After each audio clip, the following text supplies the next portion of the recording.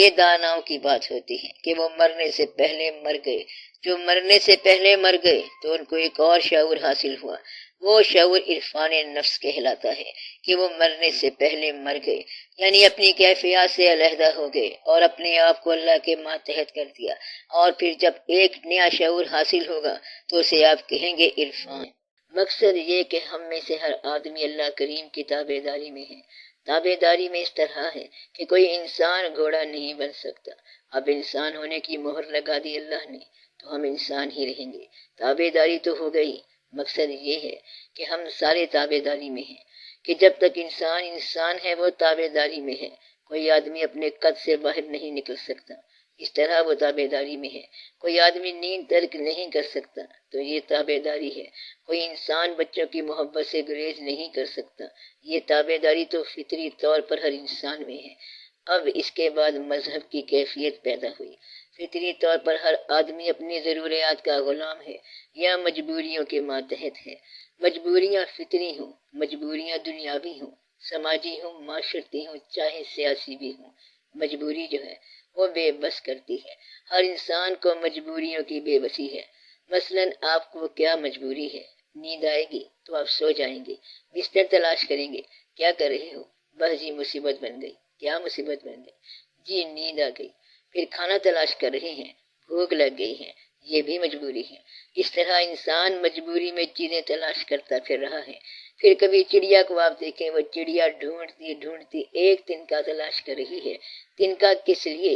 اس سے آشیانہ بنے گا، کیونکہ انڈے دینے کا وقت آ گیا۔ مطلب یہ کہ ان کی اپنی مجبوری ہے۔ آشیانہ بنانے کے بے شمار طریقے ہیں، ہر پرندے کے الگ الگ سسٹم ہیں۔ یعنی یہ مجبوریاں فطری طور پر ہیں کہ بچھو کو ڈنگ دیا گیا ہے اور کسی کو آواز دی گئی ہے، کوئل کو بہت اچھی آواز دی گئی ہے، سانپ کو اور کام دیا گیا ہے، پرندوں کو اور کام دیا گیا ہے، بلند پرواز کو بلند پرواز دی ہے۔ شاہین سے اگر آپ یہ کہیں کہ یہ چیز کھا لے اور اڑنا بند کر دے تو وہ کہے گا کہ کھانے کا میں نے کیا کرنا ہے، وہ بس پرواز کرتا رہے گا چاہے بھوکا ہی رہے، کیونکہ پرواز اس کی فطرت ہے۔ شیر سے کہا جائے کہ تو گھاس کھا لے تجھے فلاں چیز بھی ساتھ دیں گے تو وہ کہے گا کہ گوشت کھاؤں گا ورنہ کچھ نہیں کھاؤں گا۔ مطلب یہ کہ یہ مجبوریاں ہیں۔ زندگی کی مجبوریوں کو پہچاننا یہ نفس کی پہچان ہے۔ کیا آپ بات سمجھ رہے ہیں کہ نفس کی پہچان یہ ہے کہ کون سا انسان کس مقام پر جسم کے تقاضوں سے کیسے بے بس ہو گیا؟ جسم کیا ہے؟ روح اور مادہ کا امتزاج۔ جسم کے تقاضوں میں فطری محبت بھی ہے، ماں باپ کی محبت بھی ہے، اولاد کی محبت بھی ہے، کھانا بھی ہے، دوسری ضرورت بھی ہے، مکان بھی بنانا ہے۔ تو یہ سارے کا سارا کاروبار فطری ہے اور یہ سارا نفسانی ہے۔ اب جتنا کاروبار سیکولر ہے، لا مذہب دنیا کا سارا کارخانہ جو ہے، یہ سارا عرفان نفس ہے، جس میں اسپیس کو دریافت کرنا، چاند پر جانا، سائنس کو دریافت کرنا، زمین کی پہنائیوں میں جانا، یہ ساری زولوجی، باٹنی، سائنس، ساری سوشل سائنسز، نفسیات، فلسفہ، وجودیت، موجودیت، یہ سارے کا سارا نفس ہے۔ اس میں کسی حوالے کی ضرورت نہیں ہے۔ انسانی ذہن کی رفتار ہر رفتار سے زیادہ ہے، ہر رفتار سے اس طرح زیادہ ہے کہ ابھی میں سوچ رہا تھا کہ ایفل ٹاور کہاں ہے اور پھر میں نے کہا آپ یہ بتاؤ کہ تاج محل کہاں ہے۔ ایفل ٹاور کدھر اور تاج محل کدھر؟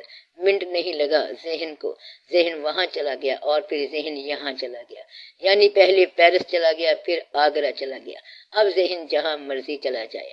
میں چمن میں چاہے جہاں رہوں، میرا حق ہے فصل بہار پر۔ تو ذہن ہر جگہ جا سکتا ہے۔ ذہن کی پرواز اور ذہن کا سفر لامحدود ہے۔ کوئی انسانی غم کسی طرح کا ہو، آنسو ایک جیسے ہیں۔ کمال کی بات تو یہ ہے کہ کل تو تجھے چوٹ لگی تھی اور تو رو رہا تھا، اور آج تجھے کوئی اور تکلیف ہوئی تو تو رو رہا ہے۔ کہتا ہے کہ تکلیف جس طرح کی ہو رونا میں نے اسی طرح ہے۔ آپ بات سمجھ رہے ہیں؟ یعنی رونا جو ہے ہر طور پر غم کا باعث ہوگا۔ مطلب یہ کہ انسان کی آنکھ نے رونا ضرور ہے، اور مذہب والے ہوں یا لا مذہب ہوں، سب کی آنکھ میں آنسو یکساں ہوں گے اور روتے ہوئے شکل تھوڑی سی خراب ہو جاتی ہے۔ تو یہ سارا نفس ہے، اور کہکہا لگانا بھی نفس ہے، دوڑنا نفس ہے، آرام کرنا نفس ہے، کسی کے ساتھ نیکی کرنے کی فطری خواہش، بدی کرنے کی فطری خواہش، شہر چھوڑنے کی خواہش، شہر بسانے کی خواہش، سفر کرنے کی خواہش، مقیم رہنے کی خواہش، یہ سارا ہی نفس ہے۔ یہ زمین کا جتنا کارخانہ سجایا گیا ہے یہ سارا نفس ہے۔ پھر کہتے ہیں کہ اب اس کمبینیشن کو چھوڑ کے دیکھو اور کبھی روح کا زیادہ خیال رکھو۔ پھر لوگوں نے کیا کام کیا؟ جسم کو لاغر کر کے دیکھا۔ یہ دیکھنے کے لیے جسم کو لاغر کیا کہ گھوڑا اگر نہ ہو تو کیا سوار چل بھی سکتا ہے، تو جسم کو لاغر کیا۔ پھر سوار کو دیکھا تو مضبوط تھا۔ اب یہ روح کی دنیا ہے، یعنی جسم کو لاغر کر کے دیکھا، جسم کو کمزور کر کے دیکھا، فاقہ کر کے دیکھا، تو پھر اندر طاقت محسوس ہوئی، روح کی طاقت محسوس ہوئی۔ اگر روزے رکھو یا فاقہ کرو تو روح کے لیے تقویت ہوگی۔ کم سونا شروع کر دو، روح میں تقویت ہو جائے گی۔ کم بولنا شروع کر دو، روح میں تقویت ہو جائے گی۔ سارے پٹ بند کر دو، یعنی وجود کے جتنے بھی سوراخ ہیں، سارے دروازے جو ہیں سب کو بند کر دو، یعنی جتنے بھی اپرچرز ہیں سارے بند کر دو، جسم کے دروازے بند کر دو، تو پھر آپ کو نرنجن خود بخود ہی آئے گا۔ کیوں نہیں ہوگا؟ اگر آنکھ بند رکھو بینائی قائم ہے مگر آنکھ بند ہے تو نظر آنا شروع ہو جائے گا۔ سماعت قائم ہے مگر کان بند ہے تو سنائی دینا شروع ہو جائے گا۔ جب سنائی دینا شروع ہو جائے گا پھر کان بند کرنے کے باوجود بھی سماعت قائم ہوگی۔ یہ سارا روح کا کام ہے۔ تو روح کی دنیا جو ہے وہ جسم کے افعال کو، اقوال کو ایک اور انداز سے پہچاننا ہے۔ نفس کو پہچاننے کے لیے جب انسان روح کی دنیا میں آتا ہے تو پھر نفس کو ڈکٹیٹ کرنا شروع کرتا ہے۔ ڈکٹیٹ کا معنی حکم لگانا۔ نفسانی دنیا میں یعنی نفس کی دنیا میں کھانا کھاؤ گے تو صحت قائم رہے گی، اور روح کی دنیا میں کھانا نہ کھاؤ تو صحت قائم رہے گی۔ نفس کی دنیا میں جو سوئے گا وہ صحت مند ہوگا، اور روح کی دنیا میں جو سوئے گا وہ بیمار ہو جائے گا۔ یہ جو ہنسنا ہے یہ انسانی صحت کے لیے نفس کی دنیا میں بہت ضروری ہے۔ روح کی دنیا میں کم ہنسے گا بلکہ ہنسے گا ہی نہیں۔ اللہ کا فرمان ہے کہ وہ کم ہنستے ہیں اور روتے زیادہ ہیں۔ گویا کہ نفس کی دنیا اور پیمانہ ہے اور روح کی دنیا اور پیمانہ ہے۔ یہ پرانے مذاہب اسلام سے پہلے کے مذاہب روح کے اعلانات تک آئے۔ یہ اسلام سے پہلے کی بات ہے، اور مذہب سے پہلے کا زمانہ جو ہے یعنی مذہب نہ شامل ہو تو پھر اگر انسان محنت کرے اور فکر کرے تو انسان کہاں تک پہنچے گا؟ نفس کی پہچان تک پہنچے گا۔ اگر اسلام سے پہلے کے مذاہب پر انسان غور کرے گا یعنی عیسائیت، ہندو، بدھ مت پر، تو یہ صرف روح کی پہچان تک ہے۔ اسلام نے جو اس میں اضافہ کیا وہ یہ ہے کہ اس نے کہا بات یہ ٹھیک ہے کہ تم ٹھیک کہہ رہے ہو کہ نفس کی پہچان بھی ہونی چاہیے، روح کی پہچان بھی ہونی چاہیے، مگر اس سارے کے اندر ایک نئی چیز ہے۔ کبھی آپ نے غور نہیں کیا کہ مادہ تو مادہ ہے، روح تو روح ہے، روح اور مادہ کی جو کیفیات ہیں یہ بھی ہیں، لیکن ایک اور چیز پر غور کرو کہ تیری آنکھ کے اندر ایک بینائی ہے اور کائنات کے اندر ایک روشنی بھی ہے۔ تو اسلام نے نیا تصور دیا، وہ تھا نور کا تصور۔ نورانی اللہ کا جو تصور ہے یہ اسلام نے شامل کر دیا۔ پھر نفس بھی پیچھے رہ گیا، روح بھی پیچھے رہ گئی۔ اب آپ نور من نور اللہ کی طرف آؤ۔ آپ میری بات سمجھ رہے ہیں؟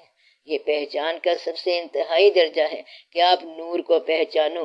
مثلا یہ کہ یہ کائنات مرکہ نور ہے، یعنی کہ مرکہ وجود تو تھا ہی صحیح، اور مرکہ روح آپ نے دیکھا کہ اس کے اندر چلتا پھرتا جہان ہے، لیکن اصل میں یہ کائنات مرکہ جمال ہے۔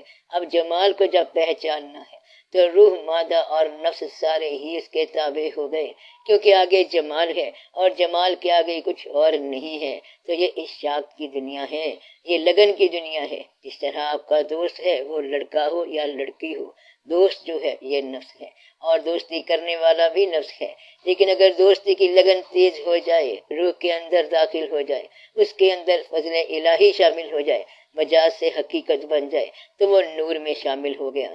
تو جب تک رانجھا اپنے پنڈ میں تھا نفس تھا، ہیر اپنے پنڈ میں تھی تو نفس تھی، محبت شروع ہو گئی تو روح کی دنیا شروع ہو گئی۔ لیکن جب رانجھا رانجھا کر دی نی میں آپے رانجھا ہوئی تو پھر یہ نور کی کیفیت شروع ہو گئی۔ گویا کہ جب نور کی کیفیت شروع ہو جائے وہاں مقام اور ہو جاتا ہے، فنا بھی پیچھے اور بقا بھی پیچھے۔ تو مادہ فنا، نفس فنا، روح بقا اور نور فنا و بقا، دونوں سے ماورا۔ اب آپ کو بات سمجھ آنی چاہیے کہ ہم جب تک اللہ کی صفات کی پوجا کرتے ہیں تو ہم زیادہ سے زیادہ بقا کی پوجا کرتے ہیں، بقا سے ماورا کی طرف ہم نہیں جا سکتے۔ ہم صفات مان رہے ہیں کہ اللہ کریم کو رازق ہونے کی حیثیت سے مانا کہ مجھے رزق مل گیا، اللہ کریم کی بڑی مہربانی ہو گئی۔ اگر آپ اس سے بلند ہو کر دیکھو تو نور کا مقام ہے، جہاں نہ رزق ہے، نہ لینا ہے، نہ دینا ہے، یہ تو نور کی کیفیت ہے۔ اللہ تو اللہ ہے، اللہ جو ہے یہ مذہب سے بلند ہے۔ اللہ نے آپ کے لیے اسلام رکھا، آپ اسلام میں رہو، کیونکہ آپ کو حکم میں رہنا ہے۔ آپ کے لیے یہ اسلام کا حکم ہے، لیکن اسلام کے علاوہ بھی کائنات ہے۔ اب چاند مسلمان ہے کہ کافر؟ آپ بتاؤ۔ چاند نہ مسلمان ہے نہ کافر ہے۔ اب اگر چاند سے محبت ہو گئی ہے تو آپ چاند میں مست ہو گئے، آپ نہ کافر رہے نہ مومن رہے۔ سورج سے محبت ہو گئی، نہ آپ کافر رہے نہ مومن رہے۔ کائنات سے محبت ہو گئی، نہ آپ کافر رہے نہ مومن رہے۔ یعنی خالق کی تخلیق سے یا مخلوق سے ہمارا رنگ یک رنگ ہو گئے۔ جب ہمارا رنگ یک رنگ ہو جائے تو آپ کا مذہب کیا ہوگا؟ آپ مذہب سے ماورا ہو گئے، اور یہ اتنا مشکل مقام ہے کہ اس کے اندر انسان سر کے بل گرتا ہے۔ ساتھ ہی یہاں پر وارننگ ہے، اس لیے بڑے بڑے فقیر جب اپنی مستی میں بلند ہوتے ہیں تو کہہ جاتے ہیں کہ کافر عشق ہوں میں بندہ اسلام نہیں۔ اور فقر سکھانے والے پیر خانے کے لوگ کہتے ہیں کہ ہمیں کوئی پتہ نہیں ہے کہ کیا ہے کفر اور کیا ہے اسلام۔ ہم تو ایک ہی بات جانتے ہیں کہ اللہ کا امر چل رہا ہے، اور وہ چاہے تو اسلام ہی اسلام ہے، اور وہ چاہے تو کفر ہی کفر ہے۔ ہم کافر کو مارتے رہیں اور آپ اسے خوراکیں دیتے رہیں، آپ انہیں اسلحہ دیتے جائیں اور ہم بد دعا دیتے جائیں، تو بد دعا کیا کرے گی؟ اللہ مارنا چاہے تو خود ہی مار دے۔ اب آپ یہ غور کریں کہ اللہ کے بارے میں انسان کا جو نقطۂ نظر ہے، خیال ہے، وہ ہر انسان کا الگ ہے، حالانکہ اللہ ایک ہے۔ جس انسان کو ماپ کے تول کے خوراک ملی ہے وہ کہے گا کہ اللہ بہت ڈاڈا ہے، اور جس انسان کو بغیر حساب کے ملا ہے وہ کہے گا کہ اللہ ہی اللہ ہے، رونق ہی رونق ہے۔ یہ اس لیے کہ اسے بغیر حساب کے ملا ہے۔ اب جس آدمی کو شکل خوبصورت ملی ہے وہ کہے گا کہ اللہ بڑا سخی ہے۔ اگر شکل میں ذرا کمزوری ملی ہے تو وہ کہے گا کہ اللہ کریم پتہ نہیں کہ کیا کیا کرتا رہتا ہے۔ اور اگر اس شکل کو چاہنے والا مل جائے تو ساتھ ہی اسی شکل کا شکر ادا کرتا ہے۔ اس لیے اللہ کریم نے ایک بات بتائی ہے کہ دین کی پابندی میں یہ دین کے مقامات ہیں، اور اللہ آپ ان مقامات سے بلند ہے کہ ہمارا منہ خانہ کعبہ کی طرف ہے اور اللہ تمہارے دل میں۔ اور اگر یہ بات ہو کہ مومن کا دل عرش اللہ ہے تو پھر آپ دل کی دنیا میں داخل ہوئے، پھر آپ باہر کے مسافر تو نہ رہ گئے بلکہ آپ تو اندر کے مسافر ہو گئے۔